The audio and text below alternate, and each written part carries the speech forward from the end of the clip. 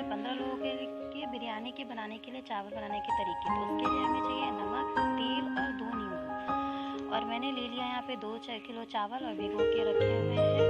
और उसके बाद हमें चाहिए गरम मसाला, दालचीनी, जावित्री और इलायची, तेजपत्ता को ले लिया है। अब मैंने बड़े से बर्तन में चावल से 3 गुना ज़्यादा पानी लिया है, उसको एकदम से खौला लिया है।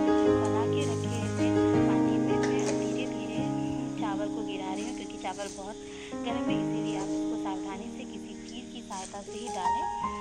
तेल पहले खड़े मसाले डालने के बाद खौले हुए पानी में।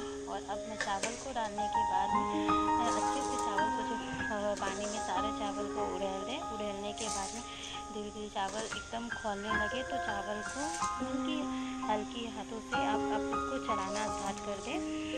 जब चावल धीरे धीरे चलने लगेगा तो 10 से 15 मिनट खौलने के बाद में जब चावल अच्छे से आपको लगे कि ये अब खोलने के लिए रेडी है, तो आप इसमें नमक डाल दें स्वादानुसार और इसमें तेल डाल दें। और फिर नमक, स्वादानुसार तेल और नींबू डाल दें। नींबू से चावल फ्रेश लगते हैं, साफ दिखते हैं, तेल से चावल और चिटके हुए दिखते हैं। और नमक को हम टेस्ट के लिए इसमें ऐड कर दें, ताकि जब ये बिरयानी में जाए तो ऑलरेडी इसमें नमक रहे तो बिरयानी का स्वाद और भी अच्छा लगे खाने में। तो चलिए मैंने सारी चीज़ों को डाल दिया है और मैं हल्के हाथों से मिलाऊंगी इसको।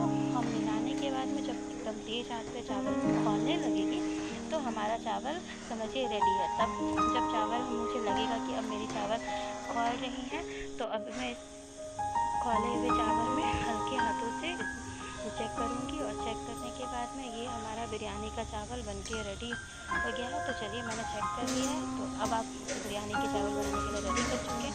अब इस चावल को हम बिरयानी बना सकते हैं। Thank you for watching my video, keep watching.